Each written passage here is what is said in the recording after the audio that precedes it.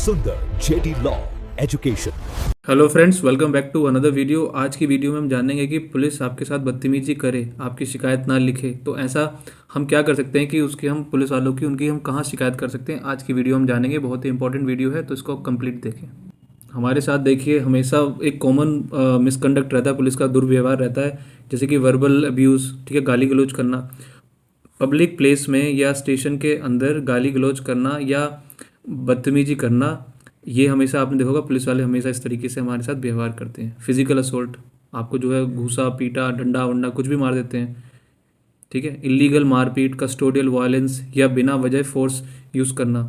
आपके साथ में जो है कभी भी आप शिकायत करने के लिए गए हैं और या फिर जो है इवन आप एक्यूज़ भी हैं, आप मुजरिम भी हैं, तब भी पुलिस वालों को आपके ऊपर हाथ उठाने का कोई अधिकार नहीं है। और आप एफआईआर लिखवाने के लिए गए तो रिफ्यूज़ कर दिया, एफआईआर नहीं लिख रहे। आपकी कंप्लेंट सुनने से मना करना या फिर एफआईआर रजिस्टर करने में जो है और डिले करना। तो ये सब तो हमने देखा होगा, ये तो बिल्कुल कॉमन सी बातें हैं जो हम हमेशा हर व्यक्ति जो है इस बात से जूझता है। तो आइडेंटिफिकेशन इज़ मैंडेटरी। देखिए, आइडेंटिफिकेशन का मतलब हो गया कि पुलिस वाले जो हैं उनके आइडेंटिफिकेशन क्या है, मैंडेटरी होती है। तो बीएनएसएस भारतीय नागरिक सुरक्षा संहिता के अंदर पुलिस ऑफिसर के लिए कुछ रूल्स मैंडेटरी हैं। क्या है वो? सेक्शन 35 है, 35 बीएनएसएस का कहता है, अरेस्ट करते वक्त ऑफिसर को अपना क्लियर नाम, टैग और एक्यूरेट आइडेंटिफिकेशन बेयर करना चाहिए। तो 35 के अंदर लिखा हुआ है कि जब पुलिस वाला अरेस्ट करने के लिए आएगा आपको, तो उसके ऊपर जो छाती पे जो बैच लगा होता है उसमें पूरा नाम लिखा होता है, उसकी पोस्ट लिखी होती है, वो बिल्कुल क्लियर दिखना चाहिए। अगर वो नहीं है तो आप मना कर सकते हैं, आप मुझे अरेस्ट नहीं करेंगे, ठीक है। आपको पूरा हक है कि आप ऑफिसर का नाम और उसकी रैंक पूछ सकते हैं अगर वो बदतमीजी कर रहा है तो, क्योंकि आप बताइए शिकायत किसी करेंगे अगर आपको नाम ही नहीं पता होगा तो ये लॉ भी है, ठीक है, आपको पूछना चाहिए। अगर वो सिविल ड्रेस में है तो उन्हें अपनी आइडेंटिटी कार्ड दिखाना ज़रूरी है बिफोर एनी चेकिंग और इंक्वायरी। अगर वो सिविल ड्रेस में तो पहली बात तो आप मना कर दीजिए कि भाई जाइए, पहले यूनिफॉर्म में आइए, ठीक है। लेकिन अगर फिर भी अगर आए हैं तो आप बोलिए अपना दिखाइए, आईडी कार्ड दिखाइए। तो ये आपका राइट है। आइडेंटिटी छुपाना या गलत बताना खुद में एक ऑफेंस हो सकता है। अगर वो आपसे अपनी अपनी आइडेंटिटी नहीं बता रहा है तो वो एक तरीके से वो खुद भी अपराध कर रहा है, तो आप उसकी खुद से मतलब इस तरीके से आप एफआईआर उसके खिलाफ भी करा सकते हैं। फिर punishment for police personal, police वालों के लिए देखिए सज़ा भी है। तो बीएनएस भारतीय न्याय संहिता में बदतमीज ऑफिसर जो होते हैं उनके लिए क्या है, सज़ा का पूरा प्रावधान है।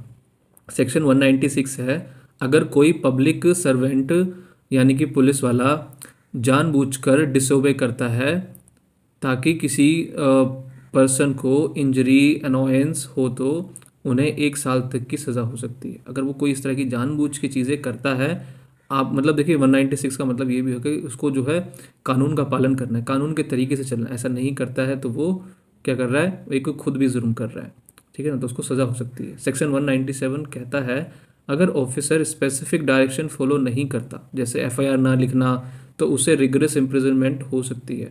अगर पुलिस वाले जो है मना करते हैं, देखिए ये तो जैसे हमने पहले की वीडियोस में जाना होगा, जीरो एफआईआर, कई तरह की वीडियोस में देखा होगा कि एफआईआर लिखना ज़रूरी है। अगर वो नहीं लिखते हैं एफआईआर, तब क्या होगा कि रिगरस इम्प्रिजनमेंट का ऐसा है कि उनसे भी लेबर मतलब कि मजदूरी करवाई जाएगी, मतलब सज़ा जब होगी तो उनसे भी मजदूरी करवाई जाएगी, इस तरह की सज़ा है इसके अंदर। फिर ड्यूटी के दौरान बदतमीजी करना मिसकंडक्ट माना जाता है under state police service rules. तो ये भी एक रूल है कि अगर वो आपके साथ किसी भी तरह की बदतमीजी करते हैं ड्यूटी के टाइम पे, जिस टाइम पे ड्यूटी है उनकी, तो ये क्या है, उनका एक तरीके का मिसकंडक्ट माना जाता है, जिसकी वजह से उनके पे एक्शन लिया जा सकता है। देखिए, कंप्लेंट का करने की क्या सीढ़ी है वो हम समझेंगे, स्टेप बाय स्टेप इसका प्रोसीजर समझते हैं, ठीक है। कैसे जो है एक रहती है, देखिए इंटरनल हायरार्की रहती है कि भाई कौन सा पुलिस वाला किसके ऊपर आता है, कौन किसका बॉस है, तो वो समझते हैं, हायरार्की समझते हैं। एसएचओ और एसीपी, सबसे पहले उस पुलिस स्टेशन के एसएचओ या एसीपी असिस्टेंट कमिश्नर को कंप्लेंट दें, ठीक है। अगर कोई भी पुलिस स्टेशन का व्यक्ति आपके साथ बदतमीजी कर रहा है तो उसके एसएचओ को कंप्लेंट दें, वो नहीं सुनता है तो एसीपी को दें, ठीक है। फिर है डीएसपी या फिर एसपी को। अगर नीचे सुनवाई नहीं होती है तो डीएसपी या एसपी लेवल के ऑफिसर को रिटर्न कंप्लेंट दें। अगर, क्योंकि देखिए हमेशा एसएचओ तो क्योंकि एक ही थाने का व्यक्ति होता है जो पुलिस वाला होता है, तो हो सकता है कि आपकी शिकायत ना सुने वो, तो आपको क्या करना है, डीएसपी एसपी को शिकायत लिखनी है। फिर रजिस्टर्ड पोस्ट, अगर दोनों ही जो है लेने से मना कर रहे हैं तो आपको करना है, एक अपना लेटर लिखिए, कंप्लेंट लिखिए, उसको एनवलप में डालिए और उसको रजिस्टर्ड पोस्ट से भेज दीजिए, और वो आपके पास एक प्रूफ भी रहेगा कि आपने उसको कंप्लेंट भेजी है। ठीक है। अब है 173 section 173 close 4 BNSS FIR remedy. अगर देखिए FIR की जो है आपके पास रेमेडी भी है। जब पुलिस स्टेशन आपकी FIR रजिस्टर करने से मना कर दे, आप अपनी कंप्लेंट का सब्सटेंस राइटिंग में SP सुपरिटेंडेंट ऑफ पुलिस को बाय पोस्ट भेज सकते हैं। अगर वो FIR नहीं लिखते हैं तो आपको करना है, क्योंकि आपको FIR लिखवाना तो आपका राइट है, नहीं लिखते हैं तो आपको एक पोस्ट ऑफिस जाकर उस कंप्लेंट को लिख के उसको थाने में भेज दीजिए और SP को भी भेज दीजिए। अगर SP सेटिस्फाइड है कि कॉग्निजेबल ऑफेंस हुआ है तो वो खुद इन्वेस्टिगेशन करेगा या किसी सबॉर्डिनेट को ऑर्डर देगा। अगर जो SP साहब को लगता है कि जो आपने जो कंप्लेंट दी है उसके अंदर बहुत ही सीरियस नेचर का ऑफेंस है, क्योंकि देखिए अगर सीरियस ऑफेंस होते हैं तो FIR तुरंत होती है, बाकी में क्या होता है थोड़ी सी इन्वेस्टिगेशन होती है, जांच पड़ताल, तब FIR होती है उसके अंदर। तो अगर ऐसा है तो SP खुद से इन्वेस्टिगेशन कर सकता है, नहीं तो अपने किसी नीचे वाले किसी अधिकारी को, पुलिस वाले को वो भेज सकता है कि इन्वेस्टिगेशन करे। फिर देखिए रजिस्टर्ड पोस्ट की रिसीट आपका सबसे बड़ा लीगल प्रूफ है कि आपने एफर्ट किया था। तो ये जो आपके पास रसीद है पोस्ट ऑफिस की, उसको संभाल के रखें, ये आपका सबूत है कि आपने शिकायत दी है। देखिए द पावर ऑफ जुडिशरी, अब कोर्ट की पावर भी बहुत ज़बरदस्त है। आपको अगर कोई भी पुलिस वाला नहीं सुनता है तो कहाँ जाएंगे, कोर्ट के पास जाएंगे। तो आपको जो है कोर्ट में भी आप कंप्लेंट लिख सकते हैं। अगर SP भी एक्शन नहीं लेते तो आप डायरेक्ट कोर्ट जा सकते हैं। आप प्राइवेट कंप्लेंट फाइल कर सकते हैं under section 210 before the magistrate. तो आप जो है खुद से जो है प्राइवेट कंप्लेंट का मतलब हो गया कि आप जो है प्राइवेटली वहाँ जा रहे हैं, क्योंकि अगर पुलिस स्टेशन से जाती तो वो क्या होती, स्टेट का मैटर बन जाता। तो आप अपनी प्राइवेट कंप्लेंट दे सकते हैं मजिस्ट्रेट को। मजिस्ट्रेट आपके स्टेटमेंट रिकॉर्ड करेगा और ज़रूरत पड़ने पर पुलिस को इन्वेस्टिगेशन का ऑर्डर देगा। तो वो मजिस्ट्रेट जो है उसको उस केस को पूरा समझेगा, आपकी स्टेटमेंट्स को रिकॉर्ड करेगा, जो भी सबूत हैं उनको देखेगा, उसके बाद में पुलिस वाले को बोलेगा कि भाई इसको इन्वेस्टिगेट करो। फिर sanction note, public servant police पर केस चलाने के लिए सेक्शन 218 BNS के अंदर गवर्नमेंट सेंक्शन की ज़रूरत होती है, मगर इलीगल एक्ट्स जैसे बीटिंग एटसेट्रा के लिए इसकी ज़रूरत नहीं होती। तो बड़ा इंपॉर्टेंट मुद्दा है। सेंक्शन का मतलब होता है कि परमिशन लेना, कि भाई इस पुलिस वाले के ऊपर FIR करनी है, इसके ऊपर एक्शन लेना है, तो गवर्नमेंट से जो परमिशन लेनी होती है कि ऐसा तो ये सेक्शन 218 के अंदर है। लेकिन अगर वो आपको पीटता है, मारता है, इस तरह की चीज़ें करता है तो उसमें परमिशन लेने की ज़रूरत नहीं है, सीधा ही उसको लटका दिया जाएगा। पुलिस कंप्लेंट अथॉरिटी जिसे बोलते हैं PCA। देखिए ये PCA जो है हर जगह बने हुए हैं, तो आप वहाँ पे जो इनकी कंप्लेंट दे सकते हैं। स्टेट डिस्ट्रिक्ट PCA होते हैं। ये एक इंडिपेंडेंट बॉडी है जो स्पेसिफिकली पुलिस मिसकंडक्ट हैंडल करते हैं। तो ये एक अलग से एक ये ग्रुप बनाया गया, एक डिपार्टमेंट बनाया गया जो कि पुलिस की जिस तरह से पुलिस के मिसबिहेवियर की आप जो है कंप्लेंट दे सकते हैं जाके। सीरियस केसेस, रेप इन कस्टडी, सीरियस इंजरी या इलीगल डिटेंशन के केसेस में PCA पावरफुल एक्शन ले सकता है। और मान लीजिए कि किसी लेडी को जो है थाने में रखा हुआ है, तो वहीं पे उसके साथ में बलात्कार हो गया, ठीक है, बहुत बुरी तरीके से सीरियस इंजरी पहुंचा दी, बहुत मारा पीटा, या इलीगल गलत तरीके से आपको उठा के लेके आए, कोई FIR नहीं कर रखी, कुछ नहीं कर रखी, बस आपको उठा के लेके आए हुए हैं। तो ये जो पुलिस कंप्लेंट अथॉरिटी है, ये इसके पास बहुत पावर है, ये सीरियसली इसमें बहुत कुछ उनका पुलिस वालों को फिर वो छोड़ेगी नहीं, मतलब वो उस पर पूरा एक्शन लेगी। रिमूवल है, फिर PCA के पास ऑफिसर के सस्पेंशन या टर्मिनेशन की रिकमेंडेशन देने की पावर होती है। देखिए जो पुलिस कंप्लेंट अथॉरिटी है ना, वो उस पुलिस वाले को सस्पेंड भी कर सकती है, उसको पूरे हमेशा के लिए बर्खास्त भी कर सकती है। देखिए नए और ओल्ड जो है लॉ के जो रेफरेंस हैं, खैर यहाँ से आप इसमें टेबल में देख सकते हैं। अगर डिसोबे करता है, ठीक है, तो क्या होगा, और नॉन रिकॉर्डिंग ऑफ FIR है, तो ये सब चीज़ें इसके अंदर हैं, तो इतनी इंपॉर्टेंट नहीं है, हम इसमें नहीं जाएंगे। फिर आता है ह्यूमन राइट्स कमीशन। अगर देखिए इंसान के खिलाफ अगर इस तरह की चीज़ें हो रही हैं तो ह्यूमन राइट कमीशन भी है, क्योंकि ह्यूमन के राइट्स का हनन हो रहा है। अगर बदतमीजी से आपकी डिग्निटी या फंडामेंटल राइट्स हर्ट हुए हैं, अगर पुलिस वाले की बदतमीजी से आपके साथ इस तरह की चीज़ हुई कि आपका भाई राइट ही का ही आपको लगता है कि आपका फंडामेंटल राइट का वायलेशन हुआ है, तो आप NHRC यानी कि नेशनल ह्यूमन राइट कमीशन में जा सकते हैं। वो स्टेट लेवल पे भी होती है, ठीक है, तो वहाँ जाके आप उसमें ऑनलाइन कंप्लेंट कर सकते हैं। तो वो कंपनसेशन, मुआवजा के ऑर्डर दे सकते हैं और हाई लेवल इंक्वायरी सेटअप कर सकते हैं, तो वो आपको एक कंपनसेशन भी मिल सकती है, ठीक है। इनकी ऑनलाइन पोर्टल पर कंप्लेंट करना बहुत इजी है, नो लॉयर इज़ मैंडेटरी। तो आप खुद से जाके जो है कंप्लेंट कर सकते हैं इनके पोर्टल पे जाके, आपको किसी की सहायता की ज़रूरत नहीं है। देखिए इंपॉर्टेंट लीगल टाइम फ्रेम थोड़ा समझ लेते हैं कि भाई किस किस समय में क्या करना चाहिए। देखिए 24 घंटे 24 आवर्स बिना वारंट अरेस्ट पर्सन को इतने टाइम में मजिस्ट्रेट के पास ले जाना ज़रूरी है।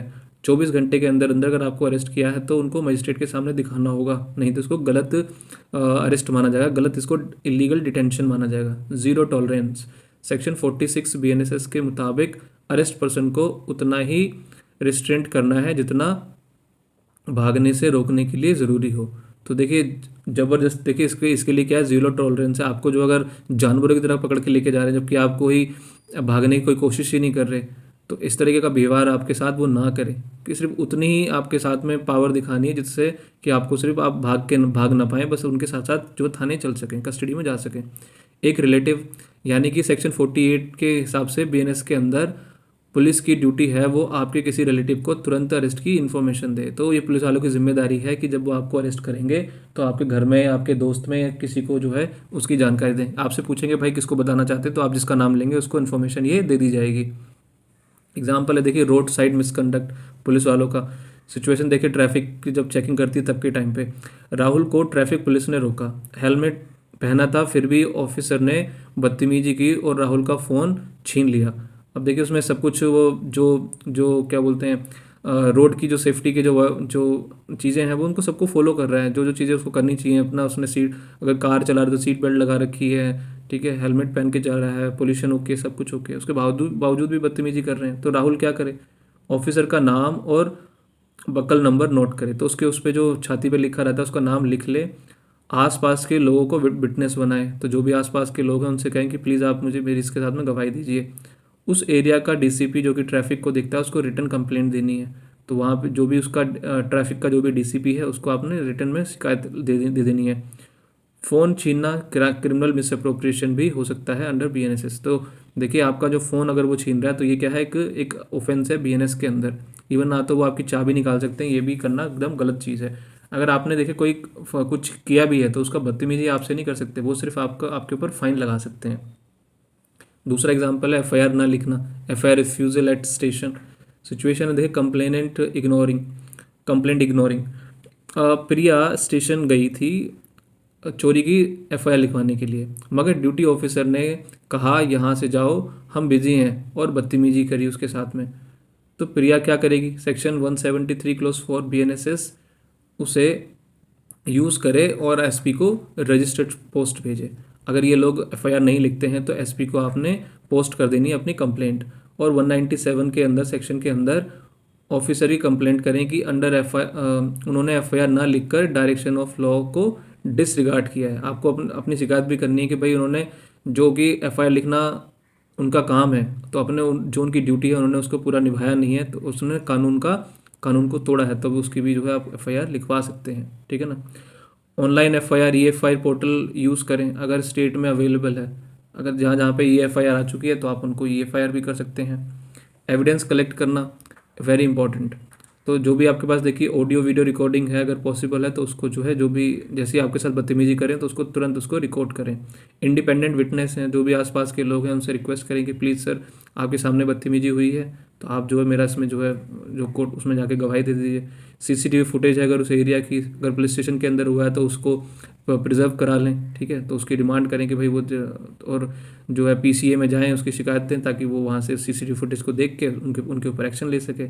मेडिकल रिपोर्ट है, अगर मारपीट हुई है तो तुरंत गवर्नमेंट हॉस्पिटल जाना है, कोई ऐसे ही किसी भी पर्ची वर्ची बनवा के मत ले जाना, तो MLC कराएं अपनी तुरंत। Thank you so much for watching. If you like the video please like share and subscribe to the channel.